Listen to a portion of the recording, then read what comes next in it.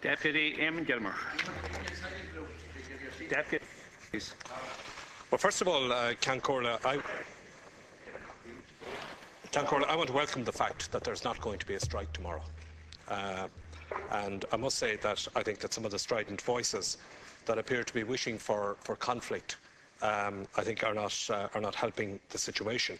The difficulty, Taoiseach, I think that you're in, is that, as you know, the Labour Party has been arguing for quite some months now that the reductions in the public service pay bill could and should be achieved by way of a negotiated agreement which would involve significant public service reform.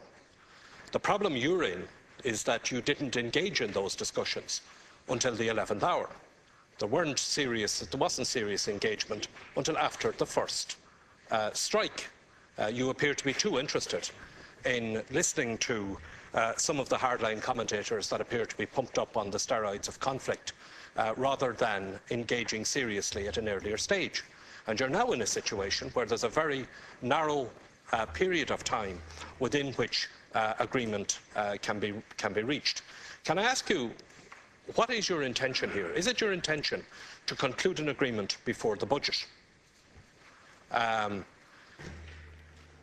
Do you accept that any agreement which is negotiated will have to be put to a ballot, and that now you're in a situation that that ballot will have to take place after the budget and may in turn be influenced by the contents of the budget? Have you considered what is your position if an agreement is not accepted in a ballot? Presumably, and I heard your reply to Deputy Kenny that you're still seeking the 1.3 billion, so presumably that will be reflected one way or the other in the budget statement next week. What happens if there isn't an agreement? What is your intention as to how you're going to achieve that 1.3 billion in savings? And can you explain to me the point that you made about the leave being taken over a period of years? I understood from your reply to Deputy Kenny that the formula that you are now proposing to agree is one whereby there will be, in effect, a cut in pay in 2010, but that the corresponding leave, which is to be negotiated to allow that to happen, may, as I understand what you've said, may be taken over a number of years. So are you in effect saying that the pay reduction will take effect in 2010, but that the leave arrangements mightn't be until 2011, 2012? I think I heard one trade union leader this morning saying it might even be out to 2013. Cancórla, that appears to be a very muddled strategy, if it can be called a strategy at all.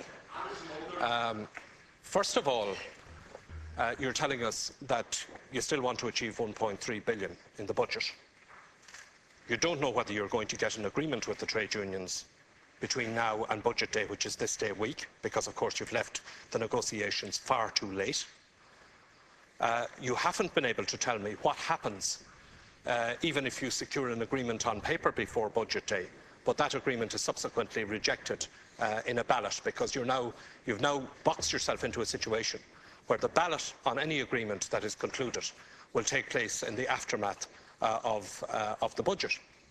And thirdly, you're telling us that while the savings will be made in 2010, the impact on services which will arise from those savings may not take place until 2011, maybe 2012, or whenever the staff concerned decide that they're going to take the unpaid leave, which it would appear to me to compromise your prospects of securing longer-term reform in the public services in the years ahead.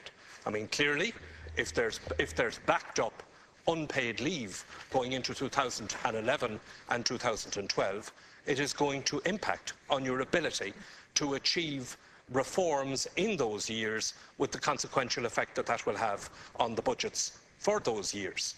So, Taoiseach, again, I'd like to get some clarity on this, because this day week, presumably, we're going to hear from the Minister for Finance that there is a reduction in the public sector pay bill of 1.3 billion. But at the moment, there doesn't seem to be any basis for that. You may or may not have an agreement this day week. Even if you have an agreement this day week, you have left it so late that you don't know whether that agreement will be confirmed in a subsequent ballot. While you might get the money savings in 2010, we're in a situation where there may be longer-term impact on the services in the subsequent years, and you don't appear, from what you are saying, to have a position as to what happens if there isn't an agreement. How are you going to get 1.3 billion in savings if you find yourself this day week either with no agreement or with an agreement that you're not sure that it's going to be confirmed subsequently in a ballot?